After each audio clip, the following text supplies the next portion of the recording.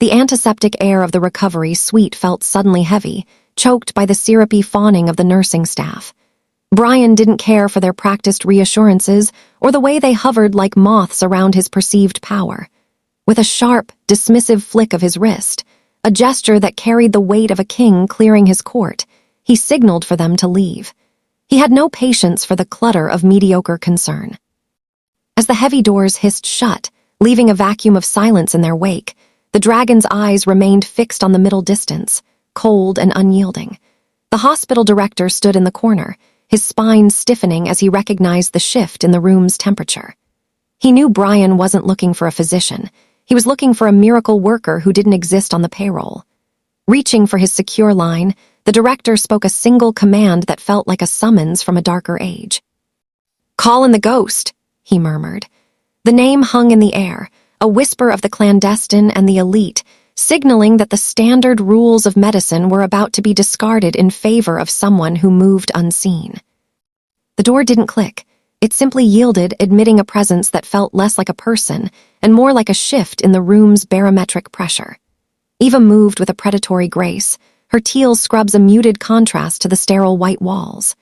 She didn't offer the director a glance, nor did she acknowledge the heavy, suffocating aura of the man in the bed. Brian's glare was a physical weight, a jagged blade of a look intended to draw blood, or, at the very least, a flinch.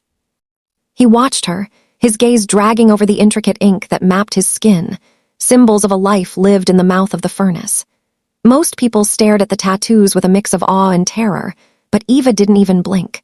To her, the ink was just more clutter, a visual noise that had nothing to do with the rhythmic pulse of the monitors. She moved into his personal space with a chilling indifference, her hands steady as she checked the IV line. Silence was her chosen instrument, and she wielded it with surgical precision. While the others had filled the air with nervous chatter to drown out their fear, Eva maintained a vacuum that seemed to suck the oxygen right out of Brian's lungs. She charted his vitals with a cold, mechanical focus, treating the dragon of the underworld like nothing more than a biological puzzle to be solved. He was used to being the most dangerous thing in any room, but as she adjusted the flow of his meds without a single word of comfort or acknowledgement, Brian realized he had finally met a shadow that wasn't afraid of the dark. The silence between them stretched, thick and combustible, until Brian finally chose to break it.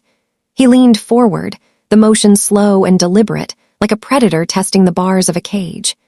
His voice was a low, gravelly friction that seemed to vibrate the very glass of the monitors.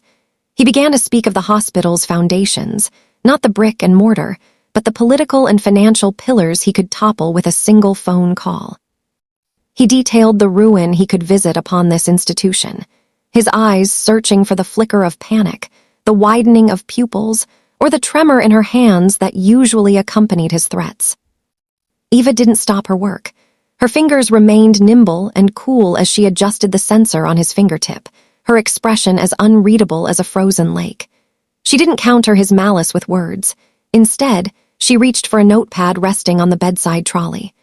The scratch of her pen was the only sound in the room, a rhythmic scraping that felt like a mockery of his grandiosity. Without looking up, she tore the slip of paper from the pad and pressed it firmly onto the tray table directly in his line of sight. Her handwriting was sharp, elegant, and devoid of any hesitation. "Your heart rate is too high for threats," the note read. "Sit down." For the first time in a decade, Brian found himself silenced by someone else's terms. He looked from the paper to the woman in teal, expecting to find a smirk or a challenge. There was neither. She simply turned back to the display, her clinical detachment acting as a mirror that reflected his own volatility back at him, making his fury look like nothing more than a poor medical metric. The scent of antiseptic rose as Eva peeled back the dressing, her movements devoid of the hesitation that usually accompanied treating a man of Brian's reputation. She worked with a detached, rhythmic efficiency, cleaning the jagged edge of the fresh wound. Her gaze traveled across the landscape of his torso, navigating the intricate ink of dragons and demons that served as his armor. But then, her hand paused, a momentary lapse in her mechanical grace. Beneath a sprawling black phoenix, she found it, a thin, puckered line of silvered tissue, poorly healed and jagged in a way that didn't suggest the clean slice of a blade or the impact of a bullet. It was a domestic hurt, an old ghost of a wound that spoke of a time before he was the dragon. Brian watched her through narrowed eyes, his muscles tensed for the inevitable question or the pitying look that usually followed such a discovery. He expected her to recoil from the sheer volume of his history etched in scar tissue and ink. Instead, Eva simply dipped a fresh swab into the saline, her expression remaining a fortress of indifference. She didn't flinch at the stories his body told. She didn't care for the lore of his violence or the tragedy of his origin.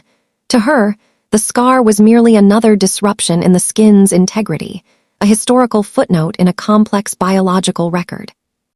Brian felt a strange, jarring sensation in his chest, a mix of irritation and a reluctant, begrudging respect. Every other soul he encountered was obsessed with his legend, either feeding it or fleeing from it. Eva was the only one who looked at his scars and saw nothing but a patient who needed to stay still. The nurses who had been dismissed earlier, the peacocks of the ward who spent more time perfecting their eyeliner than their patient care, lingered in the hallway like colorful, agitated birds.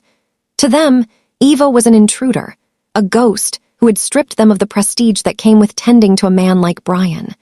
Their jealousy was a shallow, frantic thing, manifesting in a series of petty obstacles. A cart was intentionally misplaced. The specific gauge of needles Eva required was suddenly absent from the primary station. A tray of sterile instruments had been compromised by a clumsy elbow. When Eva emerged from the suite to retrieve her supplies, she found the junior nurses huddled in a tight circle of hushed whispers and artificial busyness. They didn't move to help. They barely moved to let her pass, their eyes darting toward her with a mixture of resentment and poorly masked spite. One of them, a blonde who had been particularly vocal about her connection to the patient, stood her ground, blocking the path to the supply cabinet with a saccharine, hollow smile. Eva didn't speak. She didn't demand an explanation or appeal to their sense of duty. She simply stopped 3 feet away and fixed her gaze on the leader of the flock. It wasn't a look of anger, but one of absolute, terrifying clarity, the look of an apex predator observing a minor inconvenience. Her eyes were twin voids that seemed to catalog every insecurity and every professional failure the younger woman possessed. The silence lasted only 5 seconds, but in that span, the hallway turned glacial. The blonde's smile faltered, her skin turning a chalky gray as her bravado evaporated. Without a single word being exchanged, the group scattered, the path cleared, and the peacocks realized that the shadow they had tried to trip was far more substantial than their own fragile vanity. The room was a tomb of shadows, lit only by the rhythmic, ghostly emerald pulse of the heart monitor. Brian lay paralyzed by the stillness, his body a map of throbbing aches that the morphine couldn't quite reach. He knew she was there, a silhouette in the corner, a teal-clad wraith who neither slept nor intruded. The silence, which she had used as a weapon, now felt like a confessional.